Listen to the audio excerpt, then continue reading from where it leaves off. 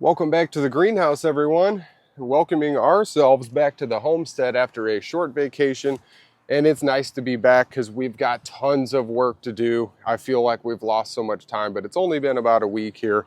I wanted to share, you see all these weeds up here on the compost pile, and our compost heater's holding right at 119, 120. We got about an inch of rain yesterday and lots of rain over the last couple weeks. So it's leading this compost pile to gain temperatures, and those cycles are actually running through. So that just shows you that there is a lot of energy still in this pile, and we could be pulling heat.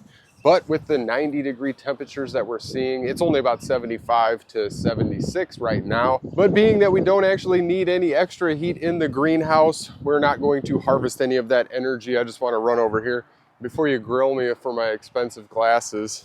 They are a gift from work. That was a pretty cool gift.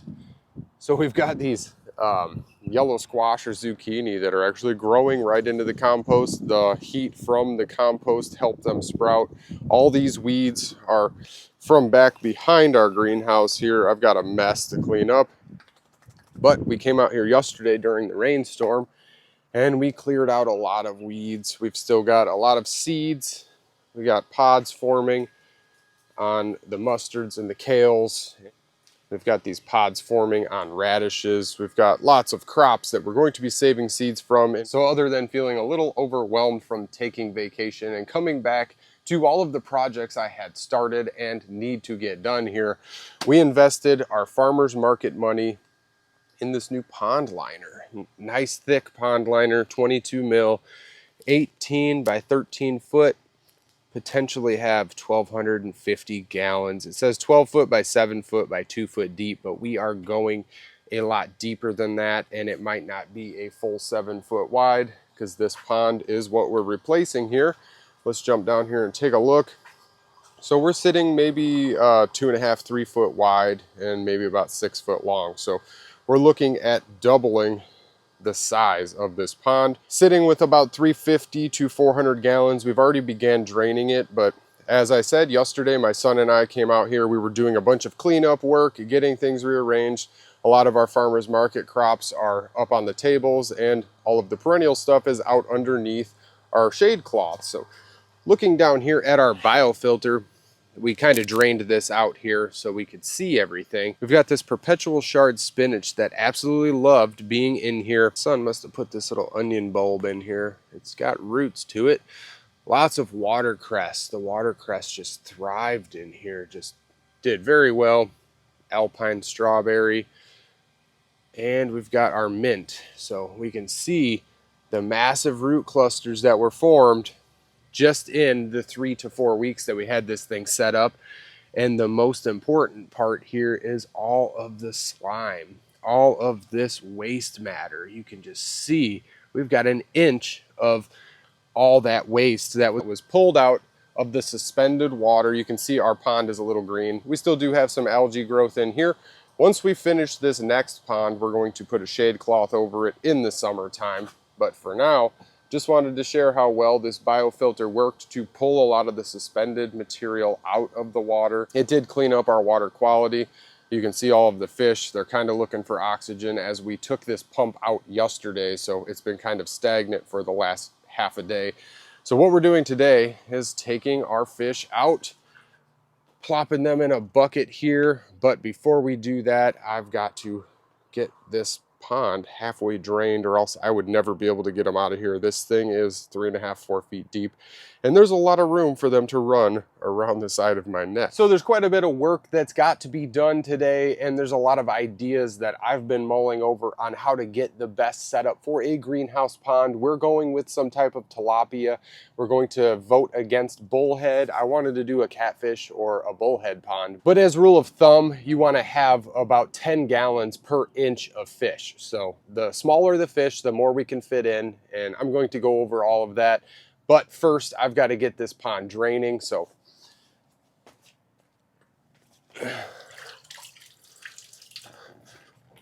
we picked ourselves up this cheap, discounted, this was on clearance at Walmart. I really don't like shopping at Walmart, but I do like hitting the clearance section. 800 gallons per hour. Nice little 12-volt DC bilge pump that was on clearance. It was out of season. Just using an old hose that we had hooked up to our rain catchment pond out back. So we're going to go ahead and we're going to hook this bad boy up to a battery here. So as that drains, we're running it through 50 feet of hose basically, and we're just bilging it into all of this bed here. And you can see that we did drain some water into here yesterday. We're just filling it up the best we can, reusing that water. Even if all of these crops are flowering and seeding, we're going to be taking all of them out, but we're reinvigorating the soil and we're allowing good nutrients to be stuck into our soil for when we replant this. You can see we've got lots of bed here and we are going to be replanting this very soon. So now we're just basically waiting for this bad boy to drain out without eroding too much soil. So as this is draining, there's a lot of work yet to do. As I was saying, we've got a lot of work getting a new pond in. And I'm also going to be looking for your guys' input, as I believe this may be a multi-video series. I'm not going to get the new pond dug today, I guarantee it. So we'll be dropping at least 1 or 2 more videos on this greenhouse pond, possibly more as it develops and comes together just like this one did. We used all of the soil out of this excavated area to make our own DIY bricks with, made our own clay bricks, fired them. So we really didn't waste anything, and we saved all of the rocks that we pulled out of this excavated area and used them in the greenhouse as border to hold soil in place or just to go around the pond. So there's a lot of uses and repurposing of all of the materials that we're excavating out of this hole. Once again, I want your input. Definitely drop me some ideas going forward. Like I said, we're looking at some type of blue tilapia. They have a cold temperature range of 45 to 47 degrees, and we didn't get below that. Certainly, our pond stayed 50 degrees or above last winter, and there's videos of us heating it with compost last winter. I'll drop a link to that or add a tag so you guys can check that out if you want to. I just want to give a huge thank you to all of our subscribers. We've made it way further than we thought we would. We were just doing this to share with everybody all of the stuff on our channel. We're not in this for making big bucks. We just wanted to share everything with everyone. And if you're new to the channel, please consider liking, sharing, subscribing, do all those things, and let's get right into this. So we're going from 350 to 400 gallons up to potentially 1,000 to 1,250 gallons. The new 18 by 13 foot pond liner is going to get us a significantly bigger pond in the greenhouse. And as I was saying, the tilapia is probably our best option for getting more fish per gallon in the pond. So more bang for our buck, because we are going to harvest some of these fish throughout the winter. So I look forward to doing that with my son. He's running around here somewhere with the dog. They're constantly on the move and I never know where he's at. He just runs around the property willy-nilly. So I originally wanted catfish in this pond, like I said, and we're only going to be able to have 10 to 15, maybe 20 catfish as they grow. We're going to decrease the potential for growth and harvesting, so we can only have X amount of fish. So we don't want to overload or overstock this. So this is going to be a major upgrade from my son's small koi pond here. We're going to be able to have some fish that we can actually feed and harvest from for relatively cheap inside our greenhouse throughout the winter time. So as we drain this pond up, you can see we've lost about 2 to 3 inches of water as I've been talking here. So we've got this old liner that is still in good continuity. We're going to pull it out, scrub it down, and clean it up as it's got lots of algae growing on it. And last summer we used a shade cloth over just this specifically to drop down the algae growth, keep a cooler pond, and keep more oxygen in the water as the algae starts to pull the oxygen out of the water. So we had to have a good filtration system with a biofilter. Last summer we had an awesome setup, and we would have had the same results here, adding more plants, and that just fills out, turns into a huge thick mat of roots, and it pulls all those suspended nutrients and cleans the water 100% natural. So what do we do with this old pond liner? We have a rain barrel out back. That's where I actually got this orange hose from. We've got a 55-gallon drum off the back of our shed that we built a DIY gutter for, and it collects tons and tons of rain. It's full right now. So I want to use this pond liner out back and dig up a small guppy pond to allow us to have a little more water features. Water features are always awesome. They bring in more wildlife. I just saw the bullfrog. We've got a bullfrog that's like 1.5 pounds, and I've shown short videos, but he hopped away. He's hidden up in where I'm actually draining all the water to right now. I don't see him anymore, but my dog probably scared him off. She's more scared of him than he is of her. I came over here, he was sunning himself, and the bullfrog hopped away. He's doing his thing. But that guy has been brought in here by smelling water. They can sense water, they can find it, they know where the water is. When you build it, they will come. So having the fish, having the extra wildlife, and the extra protection from pests. That bullfrog is large enough to eat small mice, shrews, voles, lots of potentially bad bugs for our crops and stuff. And we've got tons of toads all over underneath all of the rocks at nighttime, or when we water this greenhouse, the toads just come out in droves. So we've got plenty of pest protection with all of the environments that we've created in our greenhouse. So drop me some ideas for our little pond that we're going to develop outside the greenhouse also. We are looking to do a small mosquito fish or guppy pond. So that is going to cut down on any mosquito larvae in the water so we can have a nice water feature outside without the threat of having a mosquito bloom. And if anybody has any more ideas on types of fish we could throw in here, tilapia has been my best bet. Upon research, they say that the blue tilapia, I believe it was called a blue tilapia, is the coldest range fish at maturity. And we can order a ton of fingerlings about 1 inch, 3/4 of an inch long for about $1 a piece or less. So if we can stock 25 to 50 tilapia in the next pond, we can start to harvest them and thin them out, and we can hold 25 to 30 fish mature in the size of pond that we're going to be creating. I had to go run out and find my dog. She was out running around in the cornfields. She's absolutely filthy. We had all that rain yesterday. It's just a muddy mess. So we've gotten our pond down after about 20 minutes or so, 25 minutes. I went through and I flooded, starting there, I flooded all of these beds. Very good heavy watering, and you can see that we've got this hose running down, the water moving through our system. Nice big rhubarb here we got to harvest off of. Baby dog rolling around like a pig in mud.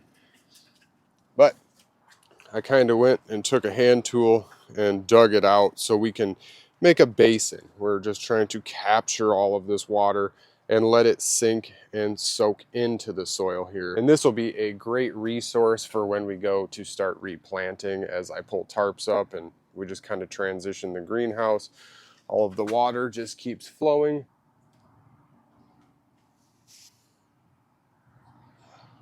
So the next thing I've got to do is transfer my son's koi and goldfish down to our other tank. We've got an aquaponics tank that we've been running.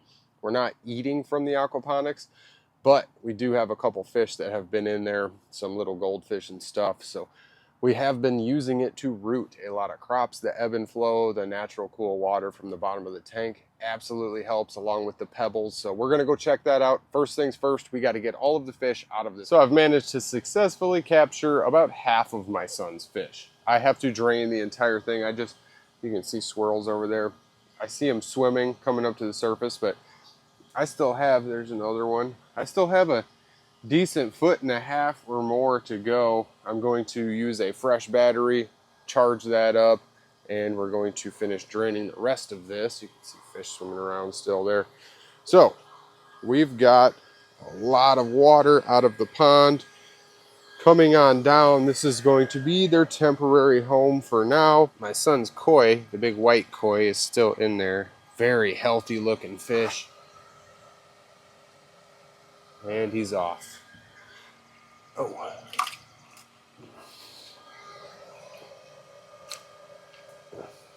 And he's off.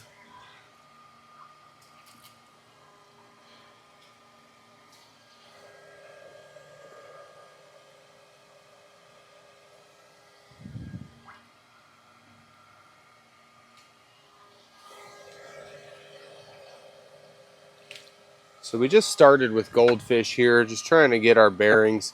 We've used guppies and stuff like that. That's a really pretty one there.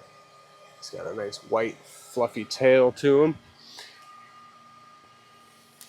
Here's the whitefish. He's got a super long tail on him here.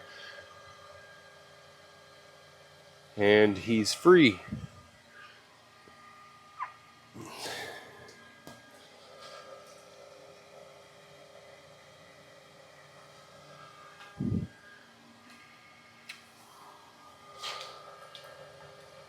Surprisingly, the largest fish are still in the pond. I could not catch the largest fish. I caught the smaller of all of them. And I'm not sure, this is like a Rosie or something. Looks like a minnow. So, we've got all our fish. We are actually going to cover up most of the top of this to prevent more algae growth. So, let's take a look real quick. We'll dump all this water, add it right to our compost teas here. All right, so looks like everything's settled out kind of overnight in this one. Maybe we just don't have enough compost in it. This one has been in for over a week now. I've actually refilled it a couple times, added more compost, and our plants are benefiting from that. Taking a look at this little pond pump. This is a 9-volt battery. It's got a timer, lots of goodies to it. I can click that timer. I've shown this thing many times, turn the timer off. And we're just running a very slow, small stream of water. Real fine, not a whole lot, maybe a gallon an hour, if that. So we've got our bell siphon in here that is freestanding, and it allows the water to fill up and then purge, and it drops the water level. Very simple. I've shown setting these aquaponics bins up, very easy. Now, I guess we can feed some of these fish. The next video, this can get expensive for feeding fish. So we're going to be drying out and supplementing all of the fish food that we possibly can. I've got my son's 2 pear trees. We got a couple more back here behind me. My son grew these Bartlett pears from our own pears from seed. So we're gonna go put these bad boys in the ground today after we got all that rain. And before all the hot temps roll in here. You can see the fish swimming. We've got quite a bit of glare. It's a lot easier to see down there when it's not so sunny. See them all swimming around. Nice and healthy. This pond water is just a little bit cleaner, but is the same water that we had in our pond. It's been acclimated, all good to go. We've already had fish in here. So with all the plants up here, we're able to clean out a lot of the debris. You can see all these elderberries we had stuck in about 2 weeks ago. Just from a straight cutting, we've got all those roots developed. Elderberries are very easy to reroot, but this is a cool one. So one of our tomatoes had broken in half. You can see down at the bottom here where it's just kind of rotted where it was cut in half. And we've got all of these roots just shooting right off like it's nobody's business. We've got a little cacti. This is the eastern prickly cactus that was drying out. So this is great to just set pots in. That's actually the plant that it broke off of right there. So that tomato turned into 2 tomatoes, all from the same growth. We've got a little bit of watercress, red vein sorrel, strawberries, very old elderberries that have been in here basically all summer, like 2 months, along with this one starting to flower. So we've got a good developed root system and filtration system that we're able to run off of 100% solar power. That little panel right there, my son's little hot rod bike. So that little panel runs all of this and allows us to operate for free with no added costs. I had to just go jump on my son's bike because it's super loud and it calls in the baby dog. She is absolutely filthy. She's gonna go take a bath in her kiddie pool here. Man, you're a monster. Anyways, the next thing we've got to do is finish draining the pond with a new battery, and we're going to hook it up to a solar system so we don't have to swap batteries over and over. But we're basically at the point where all I got to do is finish the pond drainage, throw the rest of the fish in here. I'm trying to caffeinate here. Oh man. All right, it's hot and sweaty out now. sitting about 83, 84 degrees and 100% humidity basically. So with that, I'm gonna let you guys go. I'm gonna get to the point where I'm ready to pull that liner out. So all I gotta do is drain it, get the fish in the pond, and I just want to show the process of pulling the liner up, and then we're going to be digging and relining our pond. So definitely drop me comments. Thank you guys if you made it to this point. Thank you very much for watching these videos and supporting our channel.